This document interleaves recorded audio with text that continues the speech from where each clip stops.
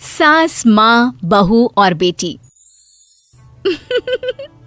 नहीं नहीं, ये कहानी इन सारे के सारे रिश्तों की नहीं, बल्कि 2 रिश्तों में ही सभी रिश्तों के होने की है। अरे बहू, मेरे और तेरे ससुर जी की रोटी मत बनाना, मैं बना लूंगी, दिन तक ठंडी हो जाती है। बहू जो कि एक वर्किंग लेडी थी। नहीं नहीं माँ जी, मैं अच्छे से कपड़े में लपेट देती हूँ ना, आप क्यों मेहनत करेंगी, माइक्रोवेव में गर्म कर लेना। अरे नहीं बहू, मेहनत मत कर, वैसे भी ऑफिस में कम मेहनत होती है क्या, जा रहने दे। लेकिन बहू मानती नहीं, वो सास ससुर की रोटी बनाकर ही जाती है। दोपहर में खाने के वक्त ससुर जी कहते हैं, अरे बहू को रोटी बनाने के लिए क्यों मना कर दिया, क्या हो गया, ठंडा ही तो खाते आए हम लोग हमेशा से। अरे वो क्या है ना, सुबह ऑफिस जाती है, घर का सारा काम करने में वक्त लग जाता है, अरे थकती है वो अलग, तो मैंने सोचा बहाने से ही थोड़ा कम काम करवाऊं। ससुर मुस्कुरा रहे होते हैं। यह तो अच्छा है, बहू को समझना जरूरी है।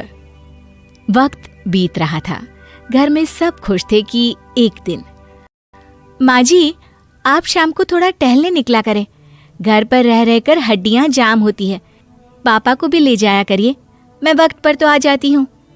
बहू ठीक 5 बजे ऑफिस से घर आ जाती है। फिर चाय नाश्ता बनाकर सास ससुर के साथ बैठती, उन लोगों को सारा दिन का हाल बताती। रात को पति घर आता है। क्या बात है बेटा, ऑफिस से आकर कभी हम लोगों के साथ भी बैठा कर। अरे माँ, दिन रात काम करके मन ही नहीं करता, अगले दिन की फिर तैयारी होती है, आप और पापा ही कमरे में आ जाओ। इससे अच्छी तो बहू है, कितना भी थकी रहे, घर आकर हम लोगों के लिए चाय नाश्ता बनाना, फिर बातें करना। बहू ना होती तो हम बुढ़ा बुढ़िया तो बैठे ही रह जाते। सास और ससुर अब बहू के कहने पर शाम की सैर पर निकलने लगते हैं। सास की कई सहेलियां बनती है तो ससुर को भी कुछ बुजुर्ग लोगों का ग्रुप मिल जाता है। कैसा रहा सहेलियों के साथ शाम का वक्त? हम लोगों ने तो भाई खूब योगा किया। अरे हम लोगों को गप्पों से फुर्सत ही नहीं होती। वैसे मिसेस मल्होत्रा आज बहू के बारे में कुछ बोल रही थी। तभी वहां ऑफिस से बहू आ जाती है जो जींस और टॉप में होती है। क्या बात है माँ, क्या कह रही थी आपकी सहेली आपकी बहू के लिए? सास इस बार बहू को कुछ अलग तरीके से देखती है और उल्टा सवाल ही दाग देती है। क्या कह रही थी वो हटा, ये बता, तेरे ऑफिस में तो मर्द भी काम करते होंगे ना? बहू जो अब तक मजाक कर रही थी वो सीरियस हो जाती है। मर्द होंगे नहीं माँ जी, मर्द ही ज्यादा है, हम 5 ही लड़कियां हैं ऑफिस में। अरे तो अच्छा लगता है क्या ऐसे कपड़े पहनती हो? कल से तुम ना साड़ी पहनकर ऑफिस जाना, और हाँ, शाम का नाश्ता थोड़ा जल्दी बनाया करो, नाश्ता बनाकर बाद में ही ऑफिस के कपड़े चेंज करने जाना। बहू को समझ में नहीं आता कि सास को हो क्या गया है, लेकिन वो कुछ नहीं कहती, सीधे किचन में जाकर चाय नाश्ता बनाती है और सास ससुर को दे देती है। अगले रोज बहू ऑफिस के लिए तैयार होती है तो खूब सुंदर सी साड़ी पहनती है और ऑफिस के लिए निकलने से पहले सास और ससुर के पैर छूती है और निकल जाती है। क्या बात है, आज मेधा के ऑफिस में लग रहा है कोई फंक्शन है। अच्छा, पता नहीं, मुझे तो बताया नहीं, वैसे तो सारी बात करती रहती है। अरे देखा नहीं कैसे साड़ी पहनकर जा रही थी? अरे वो तो मैंने ही बोला है उसे। अरे अच्छा लगता है क्या रोज रोज ऐसे सूट या जींस में जाना? बहू हो, बहू बनकर रहो, और आप भी ना मेधा मत किया करिए, बहू बोला करिए, सर पर चढ़ जाएगी तो दिक्कत हो जाएगी। सास अब बहू को बहू जैसा रखने लगती है, हर बात पर रोका टोकी, हर बात पर ताने। क्या बात है, आजकल लेट आ रही हो ऑफिस से? अरे चाय के लिए भी देर हो जाती है, हम लोग फिर पार्क में भी देर से पहुंचते हैं।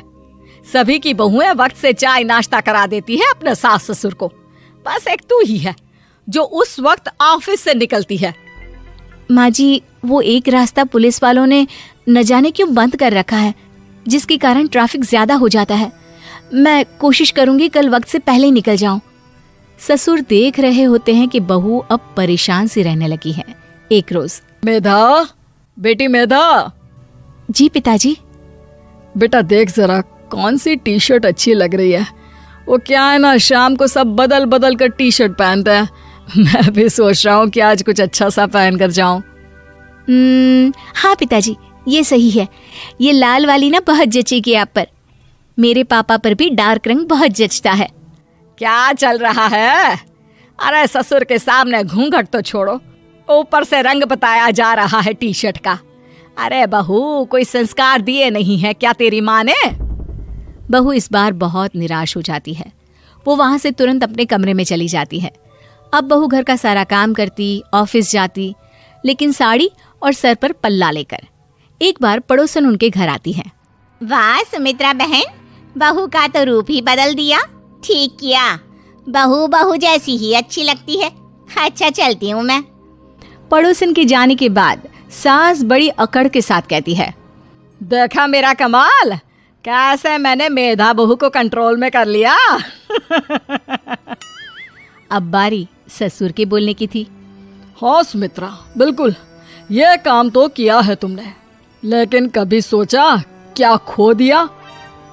क्या खो दिया? मैंने तो कुछ नहीं खोया जी।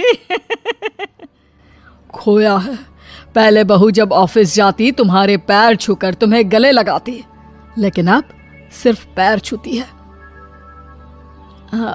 हाँ जी, ये बात तो आप ठीक बोल रहे हैं। पहले घंटों हम लोगों से बात करती, कमरे में ना जाती, ऑफिस से आते ही खुद की चाय, खाना, नाश्ता सब हम लोगों के साथ करती, सारी बात बताती। लेकिन क्या तुम्हें पता है, बहू की तबीयत खराब चल रही है, वो माँ बनने वाली है। ये बात मुझे बेटे ने बताई कि तुम्हें बता दूं। अब सास की आंख में आंसू थे। वो समझ गई थी कि लोगों के कहने में आकर उसने क्या खो दिया। शाम को बहू घर आती है तो माँ किचन में पकोड़े तल रही होती है। अरे माँ जी, आप रहने दीजिए ना, मैं आ तो रही थी। अरे नहीं, जा तू चेंज कर ले, मैं नाश्ता और चाय टेबल पर ही लगा रही हूँ मेधा। सास के मुंह से अपना नाम सुनकर बहू को बहुत अच्छा लगता है। माँ जी, कोई गलती हो गई है क्या? मेरे होते हुए आप काम करे, ये ठीक नहीं है। संस्कारी और समझदार बहू सास को माँ समझती है, लेकिन सास की बेवकूफी उसे सास ही बनाकर रखती है।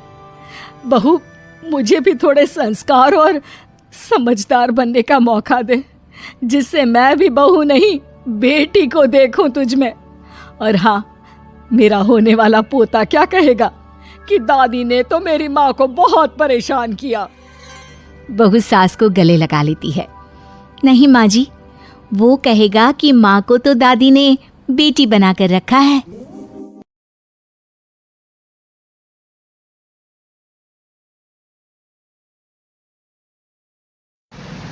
क्यों यीशु ऐसे लोगों के साथ समय व्यतीत कर रहा है जो बुरी बातें कर रहे हैं? धार्मिक अगुओं ने अचंभा किया, इसलिए यीशु ने उन्हें परमेश्वर के प्रेम की एक कहानी बताई।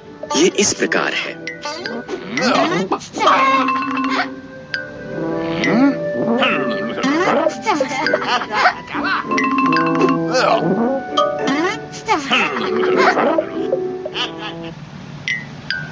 एक मनुष्य के 2 पुत्र थे।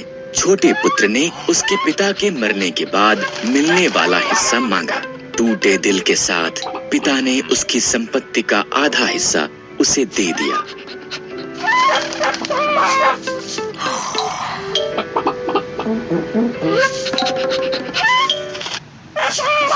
पुत्र एक दूर देश की तरफ चला गया। उसने अपना सारा धन बर्बाद कर दिया। तब एक अकाल पड़ गया और उसका काम सुअरों को भोजन खिलाना था। उसने सुअरों का भोजन खाने की चाह की।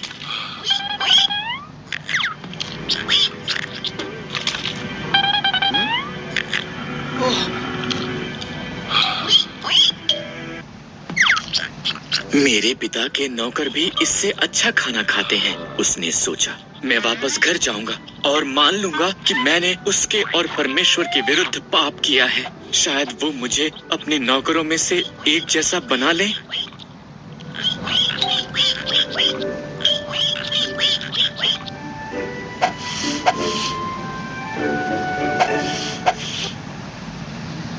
बेटा घर वापस लौटा। जब वो अभी दूर ही था, उसका पिता उसकी तरफ दौड़ कर आया और उसे गले लगा लिया। मैं आपका बेटा होने के योग्य नहीं हूँ, उसने अपने पिता से कहा।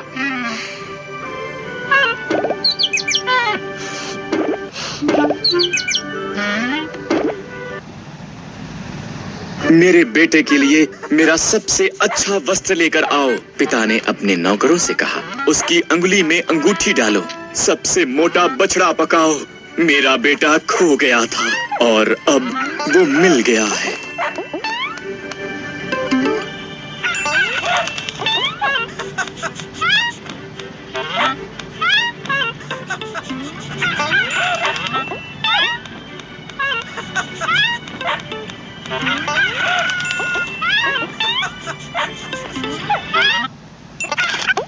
बड़ा पुत्र क्रोधित हुआ जब उसने जश्न मनाए जाने के बारे में सुना। ये अनुचित है, उसने शिकायत की। मैं वफादारी से काम करता हूँ और मुझे कुछ नहीं मिलता। वो आपका पैसा बर्बाद करता है और उसके लिए एक जश्न की तैयारी की जाती है।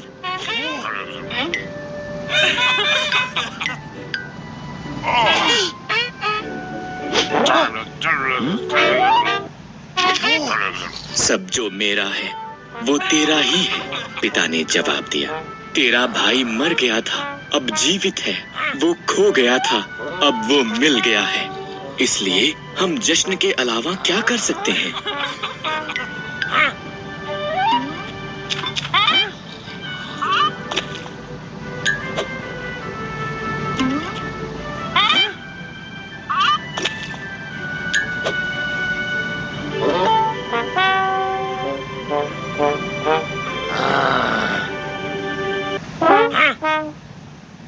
आज समय व्यतीत कर रहा है जो बुरी बातें कर रहे हैं। धार्मिक अगुओं ने अचंभा किया, इसलिए यीशु ने उन्हें परमेश्वर के प्रेम की एक कहानी बताई। ये इस प्रकार है। एक मनुष्य के 2 पुत्र थे। छोटे पुत्र ने उसके पिता के मरने के बाद मिलने वाला हिस्सा मांगा। टूटे दिल के साथ पिता ने उसकी संपत्ति का आधा हिस्सा उसे दे दिया।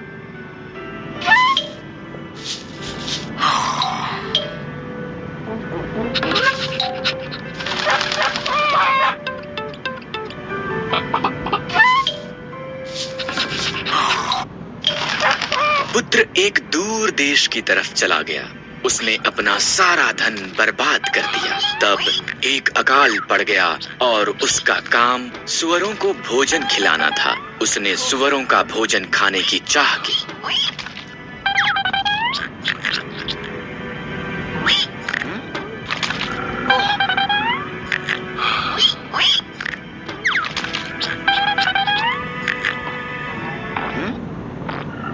मेरे पिता के नौकर भी इससे अच्छा खाना खाते हैं, उसने सोचा। मैं वापस घर जाऊंगा और मान लूंगा कि मैंने उसके और परमेश्वर के विरुद्ध पाप किया है। शायद वो मुझे अपने नौकरों में से एक जैसा बना ले।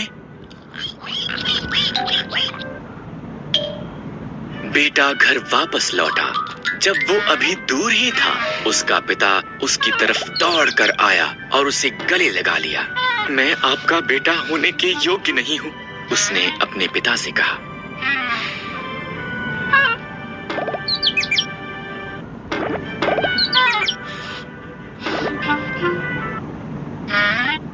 मेरे बेटे के लिए मेरा सबसे अच्छा वस्त्र लेकर आओ, पिता ने अपने नौकरों से कहा। उसकी अंगुली में अंगूठी डालो, सबसे मोटा बछड़ा पकाओ। मेरा बेटा खो गया था और अब वो मिल गया है।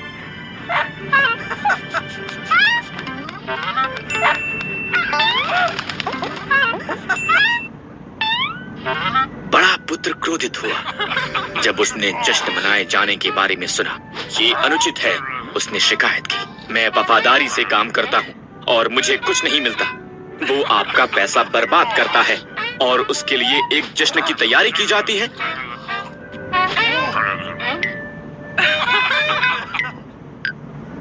सब जो मेरा है वो तेरा ही है, पिता ने जवाब दिया। तेरा भाई मर गया था, अब जीवित है। वो खो गया था, अब वो मिल गया है। इसलिए हम जश्न के अलावा क्या कर सकते हैं?